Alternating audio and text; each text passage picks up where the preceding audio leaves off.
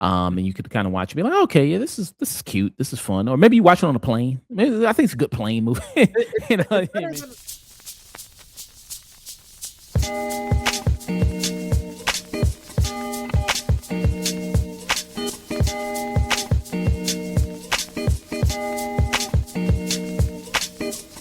All right, let's get into this.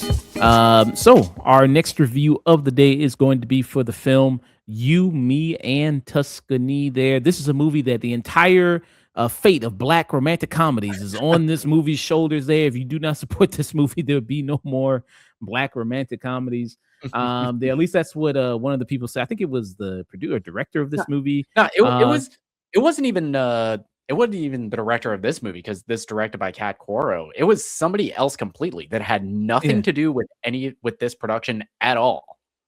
Yeah, I think. Oh, yeah, it was. Yeah, some woman who is working. Maybe she's in the film industry too, but it was like another woman who goes like, in the industry talking like, oh yeah, there's a lot weighing on this movie because of Mhm. like how well it does because of other black romantic comedies. But yeah, so yeah, with You, Me, and Tuscany there, and I'll get into the box office a little bit when we get into the review.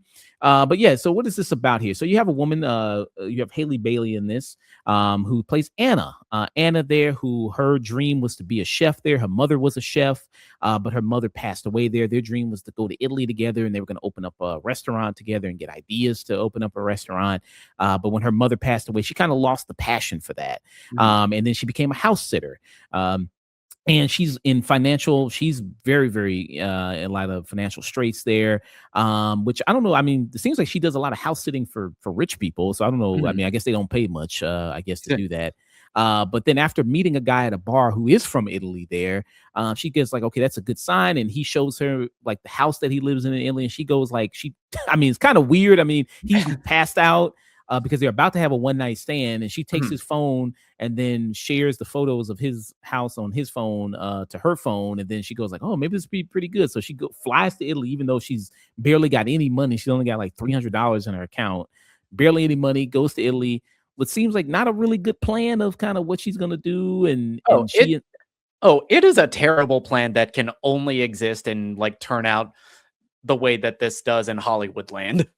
yeah, she goes there, and just when she gets to Italy, she finds out there's like a festival going on. So all the hotels are booked. She was like, well, he practically invited me to his house, so she sleeps at his house.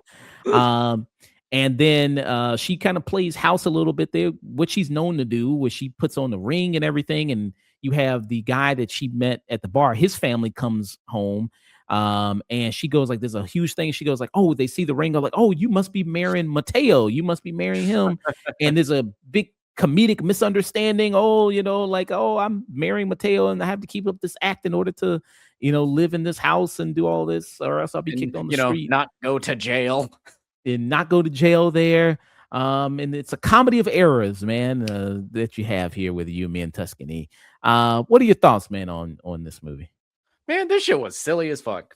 But yeah, I know that this genre, it is built on, misunderstandings. And, I thought the movie is just okay. I've seen way worse rom-coms in this genre.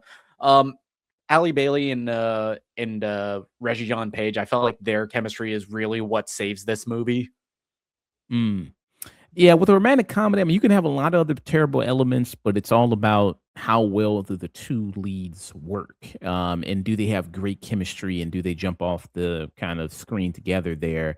And whether that works or not. I think that their chemistry, it's okay. I think they're like kind of even their first meet cute type situation is kind of awkward. And I mean, he's kind of an asshole a Mhm. bit there. I mean, Um, but but look at that face and that accent. yeah, He's that's true. I he's not an mean, asshole, he's British. true. I mean, he's Reggie James John Page, man. He can get away with it, man. It's good people rules, so he can get away with it there. So you got to count that there. And then also the family stuff that comes along with it. It's like, his family, Mateo's is like a cast of characters. You have like, I think it was was that the sister who was the bigger woman? Uh I think so, yeah. She's like more of the comedic relief in the movie. She has like this running gag where she's having an affair with the plumber and like just weird shit like that. Like, okay. Um Then one of them, the younger kind of relative, I think it was like the cousin or something. He's like trying to be an influencer. So he's doing it. He can't really cook for shit. And he just cares about film and everything like that. And then Mateo's father is one that owns like a restaurant. Seems like a small kind of family restaurant, even though they have like this really nice house. Like this really is like, I don't know. I guess money goes further Just in Italy, I guess. I don't yeah, know. this fucking beautiful villa that they can afford with this very tiny little mom and pop shop in Italy. Yeah, which only But he cooks. Well, he primarily comes up with everything himself, all the mhm, menu and everything. Like they don't have like an actual traditional menu. He mhm, just comes up with shit on the spot. So I wish that the movie played into it more the fact that Anna is a cook, and then that mhm, she kind of is inspired by that and wanted to go to Italy to, get inspired because that's what she initially wanted to do with her mother. I feel like they kind of dropped that by mhm. the wayside a lot. I mean, what did you feel about that? Oh yeah, that entire like potential plot dropped the second she saw Reggie John played Paige shirtless. Mm. Yeah, she saw him there, and there's like I guess, I guess you could say a little bit. Would you call it a love triangle, really? I guess between the Uh, Mateo and Not really a love triangle, more like a another comedy of errors because Mateo, he's kind of like an outcast in this family. So he's like using this as a way to get back in and be able to come back home. yeah, because there is you see it in the trailer too that he comes back home. He goes like, "What the hell are you doing?" And you think like, "Why doesn't he? Well, movie should be over, right? He should just kick her out right then and go like, "What the fuck are you doing?" But once he sees like his family is so happy to see him be married and to see him settling down, and the fact that Once he's home. once he realizes that they like her more than him. Yeah, that she's integrated herself into the family and they've, have all that. He's like, "Oh, well, maybe you can stay, like we can work Maybe we some." can ride this out. Yeah, like we'll ride it out and then I'll go back to New York. And then like he I guess feels guilty because I think he's like a real estate guy, I think. Mhm, So I guess maybe he helps support the family, I guess, because he maybe does really well in real estate and then maybe he sends some of that money back home, I guess. Um, yeah, I mean, so that stuff you have, and I mean, traditional kind of rom-com setup. I mean, just like we talked about the movie The Beast, where we talked about that, where it's like, okay, you have your trope, you have your traditional, predictable kind of setup here of kind of things going on. But can the movie rise above? Can it be so excellent at executing things with great characters, with great writing, that you don't care that it's very tropey and you don't care that it's very predictable and you don't care that you can mhm, see where kind of things are going?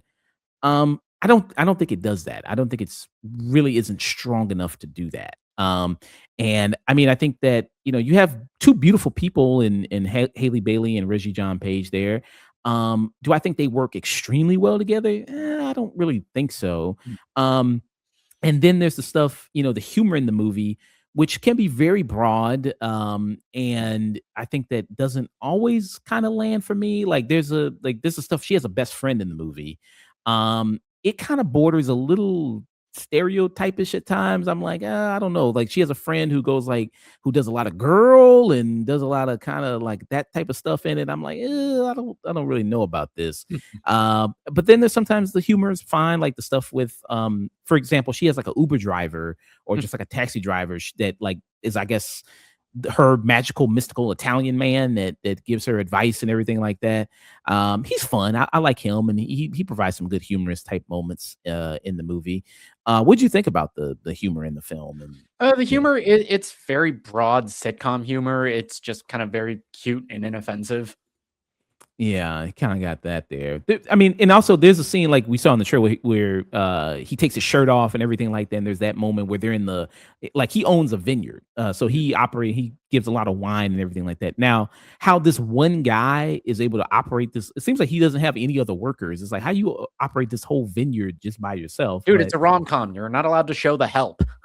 okay, yeah, he's got Mexicans working the vineyard, Mexicans in Italy working the vineyard.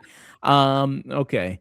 So I was kind of wondering that, but yeah, you see the scene in the trailer where he's got his shirt off and everything like that. And there's a scene where like there's a tour group that's coming, and you see it where there's people reacting to it and goes like, "Oh, I want to be just as wet as them," you know what I mean? And you got that. That Oh, that you was can eat, pray, love me too, baby. And then if you stay in the credits, they'll show like outtakes and bloopers and everything like that of them doing multiple takes of that scene and everything like that if you want to, which was that was also kind of fine.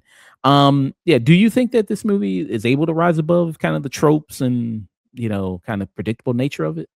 Uh, let's see. There are movies that, tropes are just going to be an inherent part of a lot of films, especially with rom-coms where they have a formula for it. And some movies rise above those tropes, and then there's this. Mm, yeah. And it's a shame. I mean, I really want to love it. I really did. I really want to kind of enjoy it there. But yeah, I just don't think that it kind of does that. And we saw a movie. We reviewed it for Valentine's Day.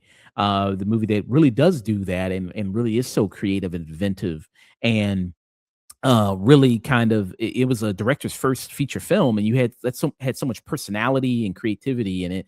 And I remember, yeah, I don't know if you remember the movie I'm talking about there, but it was that movie Rye Lane, which is on Oh, right. YouTube there. And then, like, I think the chemistry between the two leads works incredibly well. Like I said, the way the movie looks is very inventive and fun and creative. The humor is really great there, and that really works on that level. So, yeah, I see. This is something that's like, okay, yeah, this is really great there. Even though kind of has a little bit of a familiar feel to it, it really rises above it there, and really works. So, I thought, maybe, that's a good example of a movie doing something like that. What would be your final thoughts rating for You, Me, and Tuscany?